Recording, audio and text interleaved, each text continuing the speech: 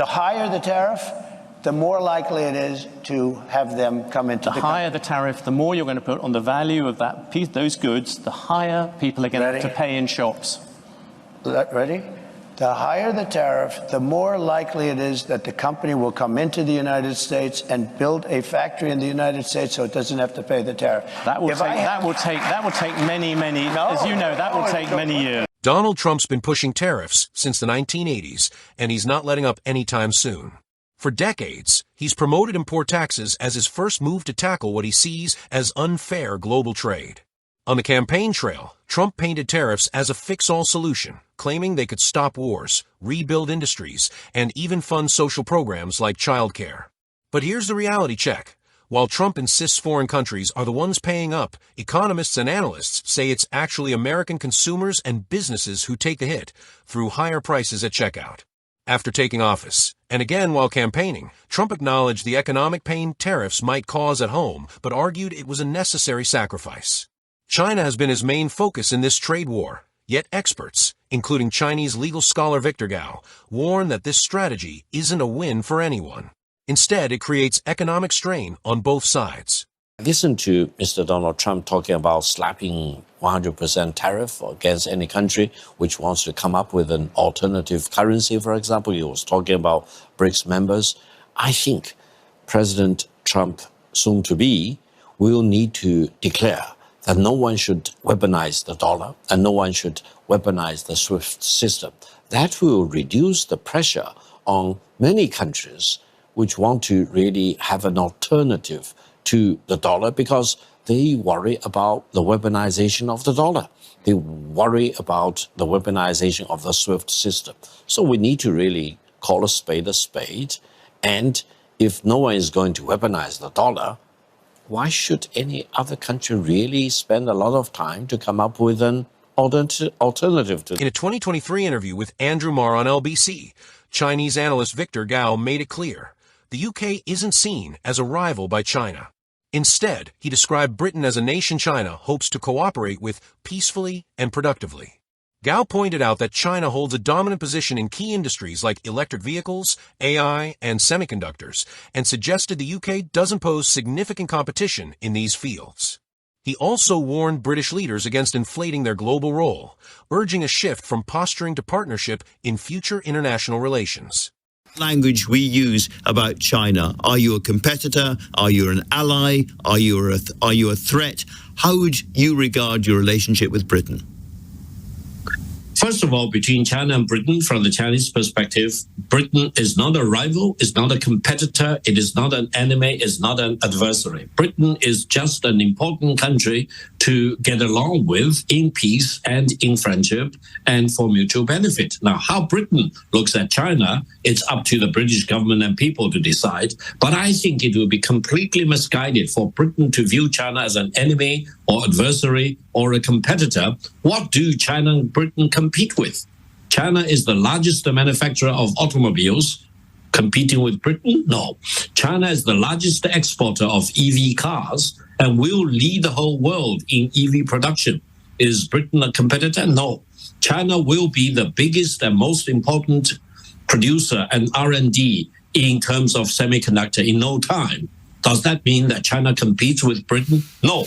China will be the leading nation in AI revolution. Is Britain a competitor? No.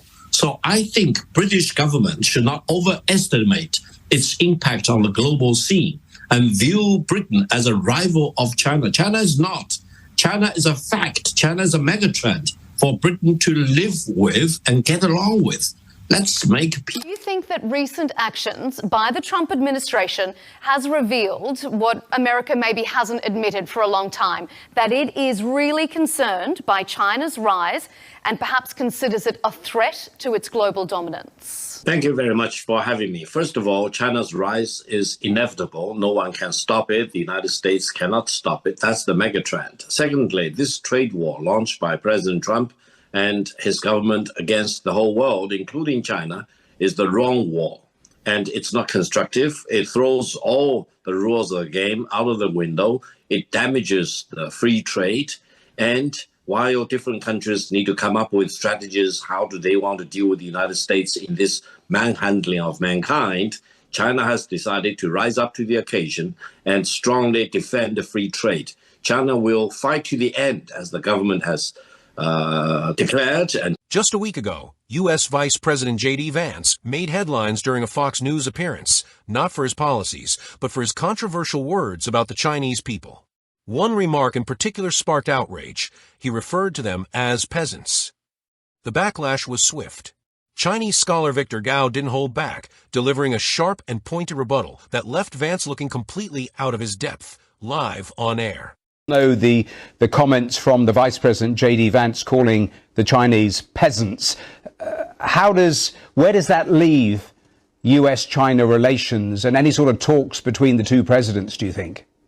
Allow me to be very brief. J.D. Vance and I went to the same law school, Yale Law School. I was 20 years ahead of him, and I'm ashamed for the ignorance and the bigotry he demonstrated, because he called China the peasants financed them, the peasants sold them goods. Let me just make one simple point.